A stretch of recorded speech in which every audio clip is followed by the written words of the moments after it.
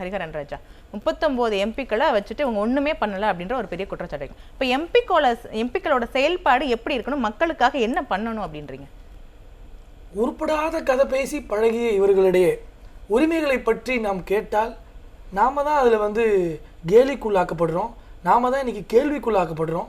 காரணம், பணத்தை மட்டுமே பிரதானமாக வச்சு ஒரு கட்சி இவ்வளவு நாட்களாக இயங்கி வருது. நம்ம ஆவடி மரியாதைக்குரிய அண்ணவர்கள் குமாரண்ணன் சொன்னது போல அவங்க முதலாளிகள் தான் நாடாளுமன்ற உறுப்பினராக இருக்காங்க. அவங்களோட மைண்ட் செட் என்னன்னா, எம்பி எலெக்ஷனை நம்ம மக்களை போய் அட்ரஸ் பண்ணி ஓட்டு வாங்கலை, மக்களுக்காக அட்ரஸ் பண்ணி பாராளுமன்றத்தில் பேச வேண்டிய அவசியம் இல்லைன்னு நினைக்கிறாங்க. ஒவ்வொரு எம்பியை கூப்பிட்டு கேட்போமா, எவ்வளோ தொகுதி ஒரு எம்பிக்கு இருக்குது, அந்த எந்தெந்த தொகுதியில் என்னென்ன வேலைகளை எம்பி நிதியில் செய்யணும், ஒன்றுமே தெரியாது. தன் தொழிலையும் தன் குடும்பத்தையும் வருமான வரி கொண்டு எல்லா இடங்கள்லையும் அவங்களை தற்காத்து கொண்டு பாதுகாத்துக் கொள்வதற்காக இவர்கள் எல்லாம் அந்த தேர்தலில் போட்டியிட்டு வெற்றி பெறாங்க. தவிர இவர்களெல்லாம் மக்கள் மேலே பெரிய அக்கறை இருக்குன்னு நினைக்கிறீங்களா? கிரவுண்ட் லெவலில் நாங்கள் வேலை பார்ப்போம், கிரவுண்ட் லெவலில் மக்களுக்காக நிற்போம் என்று சொல்லி வரக்கூடிய எம்எல்ஏக்களும் கவுன்சிலர்களுமே இன்னைக்கு வேலை செய்யாத சூழ்நிலையில் எம்பிகளுக்கு தொகுதி என்னன்னு தெரியாது, எந்தெந்த தொகுதி நம்ம எம்பி தொகுதி கீழே வருதுன்னு தெரியாது, ஒண்ணுமே தெரியாமல் எம்பி ஆகி போனா எப்படிங்க மக்களுக்காக பேச முடியும்? முதலமைச்சர் ஸ்டாலின் சொல்றேன், என்னோட தங்கச்சி கனிமொழி இல்ல கர்ஜனை மொழி, அவங்க மக்களுக்காக தன் தொகுதி மக்களுக்காக நாடாளுமன்றத்துல கர்ஜிக்கிறாங்க அப்படின்னு சொல்றாரு. ஒரு நாடாளுமன்ற உறுப்பினருடைய பணி என்ன? அண்ணன் ராகுல் காந்தி அவரோட சேர்ந்து ரகல செய்ய தான் திமுக ஒரே வேலை தெரியும். ஏதாவது மக்கள் சார்ந்த கேள்வியோ மக்கள் சார்ந்த திட்டங்களை பற்றியோ தமிழ்நாடுக்கு என்ன தேவை என்பதை பற்றியோ திமுக ஒரு நாடாளுமன்ற உறுப்பினர் ஒரு பேப்பர் எடுத்து தமிழ்நாட்டிற்கு இதெல்லாம் தேவை, எங்களுக்கு இதெல்லாம் நீங்க கொடுக்கணும், பாரபட்சம் இல்லாமல் கொடுக்கணும் என்ற ஒரு வார்த்தையை நீங்க இதுவரை பாராளுமன்ற பதிவில் பார்த்துருக்கீங்களா? எங்களுக்கு துரோகம் பண்ணிட்டீங்க தமிழ்நாடு ஞாபகம் அழுகுறலை தாண்டி இந்த ஐஎன்டிஏ கூட்டணி பாராளுமன்றத்தில் பேசியது என்ன? ஒரு தொகுதி சார்ந்த விஷயங்களை ஒவ்வொரு பாராளுமன்ற உறுப்பினர் எழுந்து பேசுறத பார்த்துருக்கீங்களா? அவதூறை கிளப்புவதும். விசிக தலைவர் பேசுறாரு, தமிழ்நாட்டுல மது விற்பனை அதிகமா இருக்கு, மதுவை கட்டுப்படுத்தணும் அப்படின்னு பார்லிமெண்ட்ல பேசுறாரு. இல்லங்க, ஒரு மாநில அரசாங்க கட்சியோட கூட்டணியில் இருந்து கொண்டு அங்க போய் பாராளுமன்றத்தை சொல்வதை நாங்கள் வரவேற்கிறோம். இங்க ஐயா ஸ்டாலினுடைய போய் நேரில் பார்த்து பாதி பிரச்சனை முடிஞ்சுட்டேங்க. மதுக்கடைகளை குறைக்கணும்னு சொல்லி மாண்புமிகு அம்மா அவர்கள் சொன்னாங்க, அவர்கள் ஆட்சி காலத்தில் குறைத்தார்கள். இன்று திமுக நடக்குதா? எந்தெந்த துறைக்கெல்லாம் திறப்பு விழா பண்ணணுமோ அந்த துறைக்கெல்லாம் மூடு விழா பண்ணி கொண்டு இன்னைக்கு டாஸ்மார்க் அங்கங்க அதிகப்படுத்தி திறந்து இன்னைக்கு வியாபாரத்திற்கு எப்படி சொல்றது, ஒரு டார்கெட் நிர்ணயிக்கிறது எந்த கட்சி? கேள்வி கேட்கிறதுக்கு ஆள் இல்லை. இப்போ மன்றங்கள் வருமே, பாராளுமன்றத்தில் இவர்களுடைய பொழுஷி பல்லிடிச்சு நிற்குது. இன்னைக்கு சட்டமன்றத்துக்கு வாங்க, ஒண்ணுமே பேச மாட்டாங்க. அதிகபட்சம் ஒரு எதிர்கட்சி தலைவர் இருக்கும், சட்டை கட்சி வெளியே வருவார். அப்படியே கீழே வாங்க மாமன்றத்திற்கு, மாமன்றத்திலையும் ஒரு வேலை நடக்கிறது இல்லை. எந்த மன்றத்திலும் வேலை நடக்கல. அதனுடைய விளைவா மக்கள் மன்றத்தில் எந்த வேலைகளும் இவர்களால் செய்ய முடியல. அவதூறை கிளப்பி ஆண்ட கட்சியையும் புது கட்சியையும் மட்டுமே பேசி அவர்கள் மேல சேத்தவாரி பூசி எப்படியாவது தேர்தல் நேரத்தில் ஜெயிச்சிடலாம், எப்படியாவது மக்களிடையே பொய்யான கவர்ச்சின்ற வார்த்தை முதலமைச்சர் அங்கங்க சொல்லிட்டே இருக்காரு. கவர்ச்சியை காமித்து தமிழ்நாட்டை வறட்சியில் விட்ட கூட்டம் இந்த கூட்டம். என்ன கவர்ச்சியை காமித்து இளைஞரணி மாநாட்டுல கூட பாஜக அதிமுக கூட்டணியை பத்தி தான் முதலமைச்சரும் பேசுறாரு, துணை முதலமைச்சரும் பேசுறதுக்கு வேற கண்டென்ட் இல்லைங்க. ஒரு ஆளும் தரப்பு எதை பேசணும்? என் ஆட்சியில் இதையெல்லாம் செய்திருக்கிறோம், பட்டியலை நீட்டி முழங்கிட்டு நாங்கள் இவ்வளவு செய்த பிறகும் இந்த என்டிஏ கூட்டணிக்கு ஓட்டு போடணுமான்னு கேட்டா 4 மக்கள் காது கொடுத்து கேட்பாங்க. எதுவுமே செய்யாம ஆளுங்கட்சியா இருந்து கொண்டிருக்கக்கூடிய ஒரு கூட்டம். அப்படி இந்த பக்கம் வாங்க, என்டிஏ கூட்டம் எடப்பாடி அண்ணன் போன பருவத்தில் ஆட்சியில் இருந்து அவர் செய்ததெல்லாம் பட்டியலிடுறாரு. கூச்சமா இல்ல? சிட்டிங் ஆளுங்கட்சியால எதையுமே பேச முடியல. முன்னாள் ஆளுங்கட்சியில் இருந்த ஒரு தலைவர் இன்று அவர் ஆட்சி காலத்தில் செய்த நன்மைகளை பேசுகிறார். அதை பார்த்தாது கொஞ்சம் சூடு சொல்ல வரக்கூடாது? ஐயோ, ஆட்சியில் இல்லாதவங்க ஆட்சியில் இருந்த காலத்தில் செய்த சாதனையை பேசும்பொழுது சிட்டிங் ஆளுங்கட்சியா இருந்துட்டு இப்படி சீன் போட்டு சுத்திட்டு இருக்கமே என்ற ஒரு குற்ற உணர்ச்சி அப்பாவிற்கும் மகனுக்கும் இன்னைக்கு நாட்டில் இல்லைங்க. அவதூறை கிளப்பி அரசியலை எத்தனை நாள் நீங்க நகர்த்தி செல்ல முடியும் சொல்லுங்க?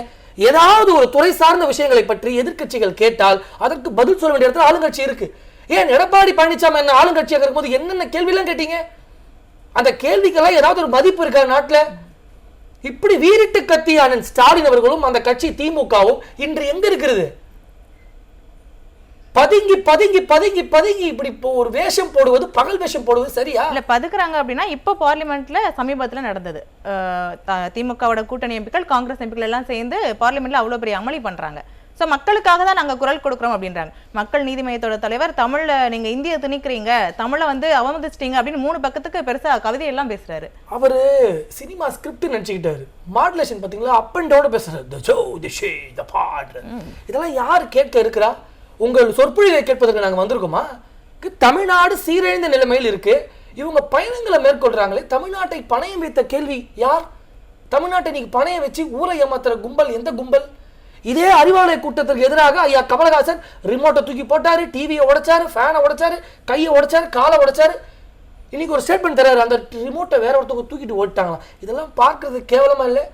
2 சீட்டுக்கும் 3 சீட்டுக்கும் நீங்க உங்க கட்சியை விற்பீங்க, அங்க போய் நாங்கள் தமிழை விற்க மாட்டோம். உங்களை யாருங்க கேட்டா? இல்லாத ஒரு பேச்சை, இல்லாத ஒரு பிரச்சனையை உருவாக்கி பேசுவது இல்யூஷன்ல இருக்கீங்க.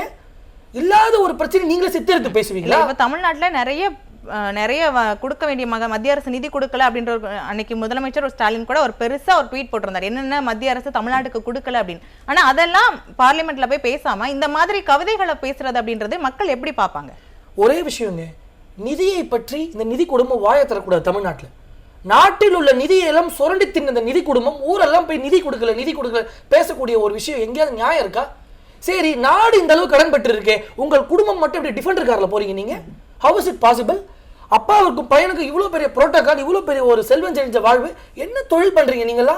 உங்கள் குடும்பம் சார்ந்தவர்கள் என்ன தொழில் செய்யறாங்க? உங்களை சுத்தி இருக்கக்கூடிய குறுநிலை மன்னர்கள் நீங்க பெரிய பெரிய மிட்டா மராசா இருக்காங்க. எப்படி அமைச்சர்கள் வெள்ளி நாற்காலியிட்டு ஒரு முதலமைச்சரை உட்கார வைக்கிறாங்க ஒரு நாட்டுல? இங்க நாடே சாப்பாட்டுக்கு இல்லாம ஏழ்மையிலும் வறுமையிலும் இன்னைக்கு வறுமையிலையும் இன்னைக்கு ரொம்ப அல்லோல் பட்டு கொண்டிருக்க நேரத்துல ஒரு முதலமைச்சருக்கு இப்படிப்பட்ட ஒரு வேலைகளை எல்லாம் செய்து கொண்டு அமைச்சர்கள் முதலமைச்சருடைய தகவல்களை சொல்றாங்களானே தெரியல. முதலமைச்சர் டிவியை திறந்து பார்க்கிறாரானே தெரியல. துணை முதலமைச்சர் ஒரு கனவுலே இருக்காரு. யாரு வந்தாலும் ஒருமையில பேசுவது. உங்க அப்பா வீட்டு காசான்னு கேட்கறது. இப்ப நாங்கள் கேட்கிறோம், இது திமுக அப்பா வீட்டு காசா, உங்க தாத்தா வீட்டு காசா? கேட்கதான் நாங்க செய்வோம். நியாயத்தை கேட்டால் அவதூறை தெளிப்பதும், ஒன்றிய அரசு என்கிற வார்த்தையை சொல்லி நிதிகளை கொடுப்பதில்லை, தமிழ்நாடு என்கிற பெயரே வரதில்லை, என்ன அவதூறு இது? 10 வருஷம் கூட்டணி ஆட்சியில் இருந்தீங்களே, எத்தனை பட்ஜெட்ல தமிழ்நாடு என்கிற பெயரை நீங்க உச்சரிச்சிருக்கீங்க? ஏன் இப்படி ஏமாத்தி மக்களை நீங்க படுகொலையில தள்ளுவதற்கு இந்த பாவிகள் தேவையா? பிரச்சாரம் எடுத்திருக்காங்களா? எலெக்ஷன் வருது, அப்ப கூட தமிழ்நாட்டுக்கு நிதி ஒதுக்கல அப்படின்ற பிரச்சாரம் எடுத்திருக்காங்க. அப்படி இன்னொன்னு கேக்குறேன், எலெக்ஷன் வருது இப்ப கூடவா சொன்னதை செய்ய மாட்டீங்க? ஊழியர்கள் எல்லாம் நீங்க நடுத்தெருவில் வந்து போராடுகிறார்கள். 2 கேள்வி திமுக கேட்குது, நடிக்கிறியா, நாடகம் போடுறியான்னு ஒரு உழைக்கக்கூடிய அந்த அரசாங்கம் சொன்ன வாக்குறுதியை நம்பி வாக்களித்த மக்களிடையே இந்த திமுக கேட்கக்கூடிய கேள்வி. 4 ஆண்டு நடித்து நாடகம் ஆடக்கூடிய கும்பல் எந்த கும்பல்? இந்த அறிவாலய கும்பல் இன்னைக்கு செய்யக்கூடிய அட்ராசிட்டி தாங்க முடியாத சூழ்நிலை தமிழ்நாடு மக்கள் வெகுண்டெழுந்து ரொம்ப கோபத்தில் இருக்கிறாங்க. ஒரு எதிர்க்கட்சி தலைவர் மக்களுடைய மனநிலையை பறைசாற்றுறாரு. அவர் அவ்வளவு துச்சம் பண்றது, அவர் அவ்வளவு ஏளனம் பேசுறது, அவர் சரியா கவுண்டர் கொடுக்குறாரு. வருகிற காலத்தில் அண்ணன் எடப்பாடி பழனிசாமி அவர்கள் இவங்க நினைச்சது மாதிரிலாம் அவர் இல்லை. அவருடைய கேரக்டரே இவங்க புரிஞ்சுக்கல. முதலமைச்சர் டேலாக் விட்டாரு பாருங்க, அது அவருக்கு தான் பொருந்தும். அவர் நல்லா சொன்னார் பாருங்க, கால்களை பார்த்து பழகிய பழனிசாமி. நாட்டுக்கு இது தேவையா? நல்லா சொன்னார் பாருங்க கவுண்டர், கால்களை பார்த்தா தான் சரியா நடக்க முடியும். இப்ப எதிர்க்கட்சி தலைவர் பிரச்சாரம் போனப்ப ஒவ்வொரு பிரச்சாரத்திலையும் தன்னோட ஆட்சியில பண்ணதை சொன்னார். ஆனா இவங்க எந்த மேடை எடுத்தாலும் அவதூறு பேச்சுக்களை மட்டுமே பேசுறாங்க. இத மக்கள் எப்படி புரிஞ்சுப்பாங்க? அவதூறு கூட ஒரு லிமிட்டட் வெர்ஷன் தான் மக்கள் ரசிப்பாங்க. இப்ப எடப்பாடி அண்ணன் வந்து ஆட்சியில் எதுவும் செய்யலன்னு சொன்னா மக்கள் அதை காது கொடுத்து கேட்பாங்க, ஏதோ சொல்லி தொலைறானேன்னு. நீ கண்டினியூஸா தனி மனித தாக்குதல், அவங்களுடைய பர்சனல் லைஃப் எடுத்து பேசுறது, ஒவ்வொருத்தரையும் கம்பேர் பண்ணி பேசுறது, அந்த ஒரு திமுக இருக்கக்கூடிய பேச்சாளர்களுடைய ஒரு பேச்சையும் கேட்டீங்களா?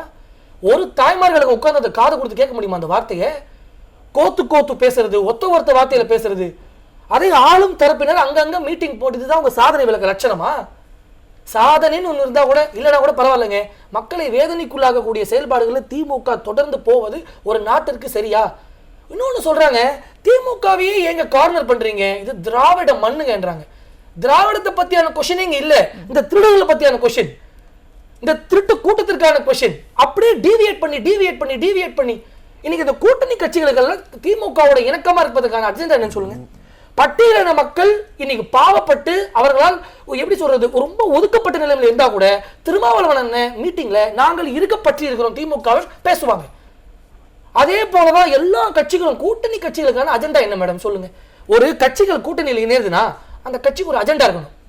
சீட்டிங் பண்றதுக்கும் கலெக்ஷன் பண்றதுக்கும் மட்டுமே ஒரு அஜெண்டாவை வச்சு ஒரு கூட்டணி சேர்ந்து கொண்டு ஒரு ஆட்சிக்கு வரணும்னு சொன்னா எப்படி சாத்தியம்? இன்னொன்னு, ஆட்சிக்கு வர துடிக்கின்ற கட்சி பல வாக்குறுதிகளை மரியாதைக்குரிய அண்ணன் இன்றைய எதிர்க்கட்சி தலைவர் நாளைய முதலமைச்சர் அண்ணன் எடப்பாடி பழனிசாமி அவர்கள் அறிக்கையை கொடுக்கிறார். அவர் செய்ய முடியும். இப்ப ஆட்சியில் இல்லாத ஒருவர் இவ்வளவு நான் செய்ய போறேன்னு சொன்னா அதை காது கொடுத்து மக்கள் கேட்பாங்க. சிட்டிங் ஆளுங்கட்சியில் இருந்துகிட்டு திருப்பி தேர்தல் அறிக்கை கொடுக்கிறோம், திருப்பி நான் அறிக்கையை தயாரிக்கிறோம், உன் கனவை சொல்லு, மண்ணாங்கட்டியை சொல்லுனா மக்களுக்கு கோபம் வருமா வராதா? நீங்க இவ்வளவு சொல்றீங்க. ஆனா இப்போ இன்னைக்கு கூட்டத்தில் கூட பேசுறவங்க சொல்றாங்க இளைஞர்கள், பெண்கள், ஏன் முருகன் கூட முதலமைச்சர் ஸ்டாலின் கூட தான் இருக்கிறாராம் திமுக காரங்க சொல்றாங்கல்ல. தமிழ்நாடோட தலையெழுத்து பாருங்க.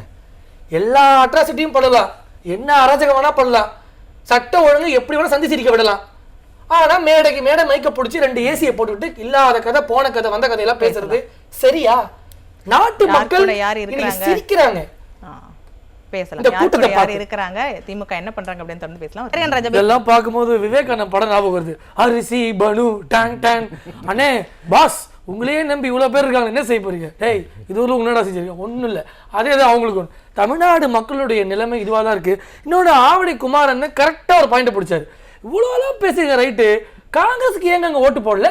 அண்ணன் காங்கிரஸ் கட்சியை சார்ந்தவர்ன்றது மறந்துட்டு திமுக ஒரு பிரதிநிதியாக திமுக ஒரு தொண்டன் பேசக்கூடிய பேச்சுகளை எல்லாம் அண்ணன் பேசுறது ரொம்ப வருத்தமா இருக்கு. டெமோக்ரஸில வந்து வெற்றி தோல்வி இயற்கை. இன்னொன்னு அதனால நாங்க 50 ஆண்டுகள் ஆண்டோம். கேட்ட கேள்விக்கு நீங்களே அதான் சொல்றேன். இன்னொரு பாயிண்ட், வெற்றி தோல்வி இயற்கை. இன்னொரு பாயிண்ட், சந்தானந்தம் வந்து ஒரு 3 பேருக்கு ஒரு வேலை வாங்கிட்டே இருப்பாரு. இதுக்கு பருத்தி மூட்டை குடோன்ல இருந்துக்கலாம் போலயப்பா அப்படின்ற நிலைமை தான் இன்னைக்கு திமுகவிற்கும் அங்க இருக்கக்கூடிய காங்கிரஸுக்கும். இன்னொன்னு, திமுக எம்பிகள் செயல்படல, திமுக எம்பிகள் வேலை செய்யலன்னா அதுக்கு ஒரே காரணம் சொத்து பிரிச்சுட்டாங்க. இப்ப நம்ம வீட்டுல நம்ம 2-3 பேர் பிறந்தவங்கன்னா சொத்து பிரிப்பாங்க, இந்த வீடு உனக்கு, இந்த கடை உனக்கு. அது போல எம்எல்ஏ பிறந்தா என் பசங்க இருப்பாங்க, என்னோட க்ளோஸ் ரிலேஷன்ஷிப் இருப்பாங்க. எம்பினா தங்கச்சி நீ பாத்துக்கோமா, உன் சார்ந்த குடும்பங்கள் பாத்துக்கிட்டோமா. முதல் தலைமுறை எம்எல்ஏவாக இருந்து நம்மளை நாசம் செய்யும். அதுக்கு அடுத்த தலைமுறை, அதாவது அந்த செகண்ட் கிளாஸ் ஆஃப் பீப்புள் வந்து என்ன பண்ணுவாங்க, அவங்க வந்து எம்பிகளை போய் நம்மளை சீரழிக்கக்கூடிய வேலையை செய்வாங்க. அதனால திமுக என்ற ஒரு கட்சிக்கு தனிப்பட்ட அஜெண்டா எதுவும் இல்லை, தனிப்பட்ட ஒரு ஒரு இன்டென்ஷன் எதுவும் கிடையாது மக்களுக்காக செய்யணும்னு. அவர் கட்சி ஆரம்பித்த காலத்திலிருந்து அண்ணா அந்த கட்சியை துவங்கிய நோக்கம் வேறு. இன்னைக்கு அண்ணா என்கிற ஒரு நபர் இல்லைன்னா இவங்க எல்லாம் என்னன்னு போயிருப்பாங்க. அதை பற்றியும் கொஞ்சம் கூட சிந்திக்காமல், அண்ணாவுடைய கருத்துக்களை பற்றியும் சொன்னாமல், அண்ணா பெயருக்கு களங்கம் விளைவிக்கும் திமுக, ஒட்டுமொத்த தமிழ்நாட்டிற்கு களங்கம் விளைவிக்கும் திமுக, அதே அண்ணா பெயரை தன் பெயரில் தாங்கிக் கொண்டிருக்கக்கூடிய அனைத்து இந்திய அண்ணா திராவிட முன்னேற்ற கழகம் என்டிஏ கூட்டணி தமிழ்நாட்டில் ஆட்சியை புரியும், ஆட்சியை கட்டில் அமரும். காங்கிரசுக்கும் திமுகவுக்கும் குட் பை என்பதுதான் மக்கள்.